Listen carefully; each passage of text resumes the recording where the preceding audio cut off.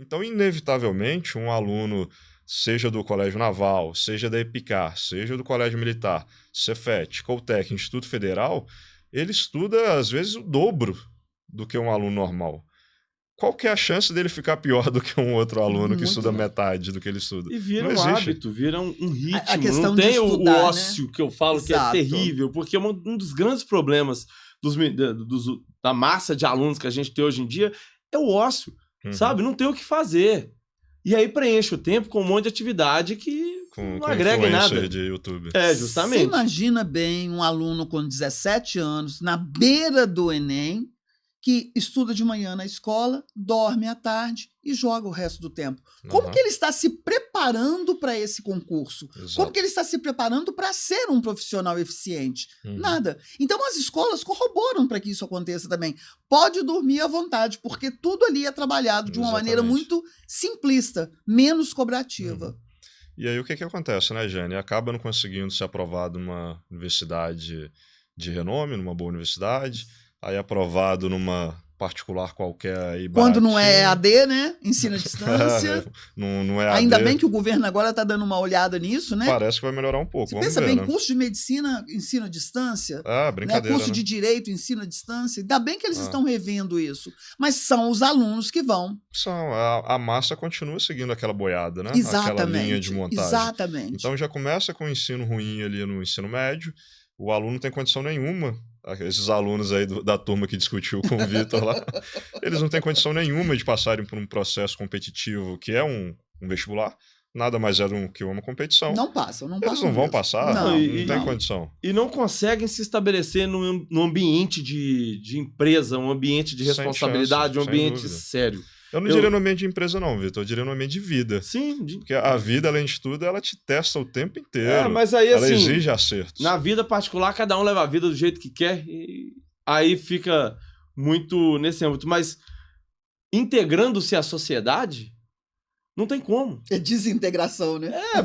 Fica aquele profissional que fica batendo de emprego, não firma em lugar nenhum. Vai viver à margem. Não tem jeito, sabe? Não tem aquela casca grossa, aquele perfil de liderança, de ir pra cima, de fazer o que tem que ser feito. É tudo na permissividade. Porque não foi trabalhado com ele, né? Esse corpo duro. Não foi, acaba que ele vira uma vítima. Exato, porque assim, exato. Ele foi construído dentro dessa fragilidade. Isso é péssimo pro indivíduo que está sendo formado. Inclusive, essa formação, ela vem muito também da área dos esportes, né? A área esportiva, ela molda muito o caráter. Coisa que os colégios militares fazem com uma trabalham excelência muito grande. A ética, responsabilidade, trabalho em equipe. Tudo isso é trabalhado no esporte, né? E você vê claramente que essas escolas que a gente está falando aqui, elas têm uma veia muito forte na área esportiva, né? Sim. Os campeonatos, os grêmios, tudo isso tem uma ênfase muito grande lá dentro. E é interessante como que o próprio Grêmio facilita a criação de uma personalidade empreendedora. Sim, porque a pessoa vai se jogar. Né? Ela é obrigada a ser autônoma, a desenvolver características de liderança, características interpessoais, né? Que também é muito importante. Ô Yuri, passou uma coisa pela minha cabeça, que muitas vezes eu escuto mães dizendo assim, nossa, mandar meu filho para EPICAR, lá em Barbacena, vai ficar longe de mim. Nossa, mandar meu filho para a escola naval, no colégio naval, ele vai ficar longe de mim. Gente, é a melhor coisa que pode existir para um ser humano, é aprender a se virar sozinho desde sempre. Tá? Porque enquanto você está ali no colinho da mamãe, no aconchego do lar, você não cresce como pessoa. Você não vai de verdade se julgar.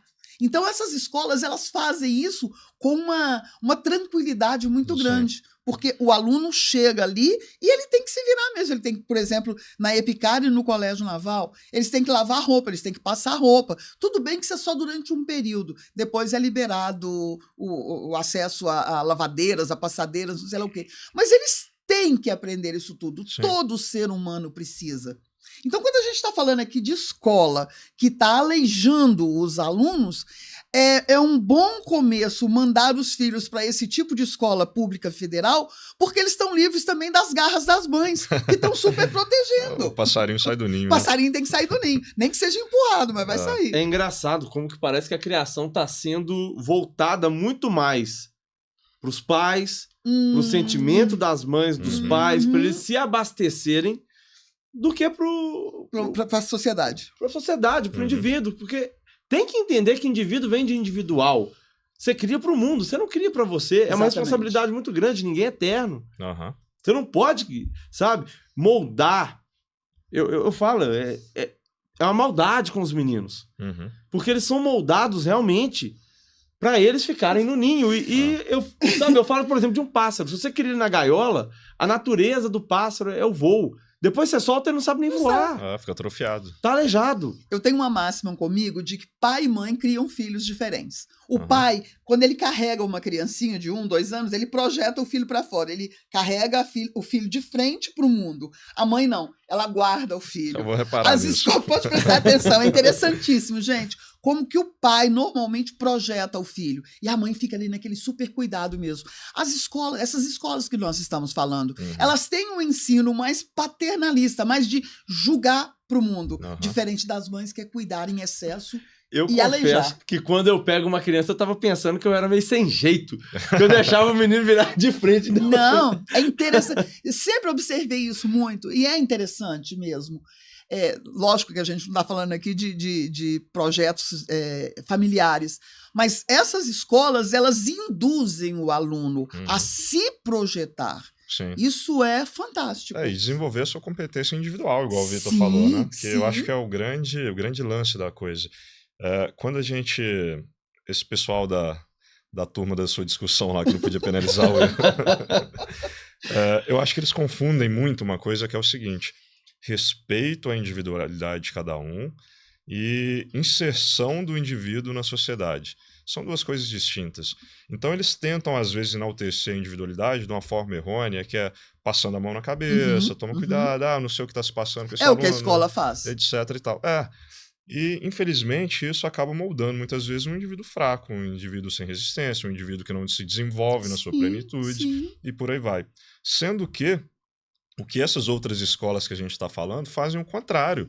Eles valorizam a individualidade no sentido de desenvolver autonomia, desenvolver potencialidades específicas, a liderança, capacidade esportiva, capacidade matemática, capacidade de intersocialização, ao passo que essas capacidades, na sua plenitude de desenvolvimento, reforçam a participação do indivíduo na sociedade, não o contrário. Sim. Então o indivíduo ele fica mais empoderado. Empoderamento de verdade é isso, né? É uma palavra que essa turma gosta muito também, empoderamento. Que empoderamento, sendo que você é um fraco? Que poder que é esse? Você está criando um fraco, uma pessoa atrofiada, amputada. Empoderamento de verdade é você ser potente, você ser capaz de influenciar o meio que você vive, inclusive. Ô, Yuri, deve ter umas 2 semanas, né? Nós recebemos uma visita de um aluno formado agora na AFA.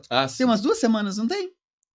Por aí, 2, 3. 23 anos de idade, já tem um salário considerável, bastante considerável, passou por esse processo todo e mega independente. Ele já tem traçado tudo que ele vai fazer nos próximos anos. Ele não quer ficar na Força Aérea, mas ele vai cumprir os 5 anos para depois fazer o que é de interesse dele, que é a aviação comercial. Não, tá com a vida resolvida, já tá planejando para casar ano que vem. Já tem carro, já tá planejando casar. Entendeu? E assim, 23 anos. E não nasceu em berço de ouro. Não. Não é herdeiro, nada de jeito nenhum. É ele herdeiro tocando, de dívidas. Ele tocando a vida dele com 23 anos. Mas até onde eu sei, a mãe dele é linha dura também, né? Mas tem que ser, né? Dizem que é parecida com a Jane. Tem que ser. Ela não é brinquedo, não. Agora, por outro lado, também é interessante como que o contrário também é verdade, né? Quando a gente não desenvolve isso no aluno, no fim das contas ele só perpetua pobreza, só perpetua mediocridade. Exatamente. Por outro lado, quando você desenvolve o aluno na sua plenitude, ele tem chance de mudar não só a vida dele, mas da família como um todo. Você tem vários casos desse tipo, né, Jane? Muitos. De alunos que hoje são o pilar principal da família. Nossa, tem um caso interessantíssimo. Acho que eu já comentei aqui, mas vale repetir. A mãe era costureira, eles moravam numa casinha com acho que 3 ou 4 cômodos só. Ele foi para o colégio naval, ele foi para a escola naval, hoje ele é almirante de fragata, almirante não sei lá o que de fragata, sei lá, tenente, não sei o que é não. E ele construiu uma casa para a mãe, construiu uma casa e embaixo um comércio para que ela possa viver da renda desse comércio, o aluguel, e a mãe agora simplesmente não é mais costureira, ela viaja. Tá. Porque ela pode se dar esse luxo. Agora imagina se não tivesse tido esse esforço todo, né? Sem chance, E com ela certeza estaria não foi fácil esse de processo. novo na máquina de costura dela. Não, muda a referência, Muda. muda gerações. Então, assim, a próxima geração dessa família, com certeza, vai vir com novas referências Sem dúvida. e a coisa gira, Uhum. né, no final das contas. Sim. Exatamente. E o poder da educação é transformador nesse sentido, né?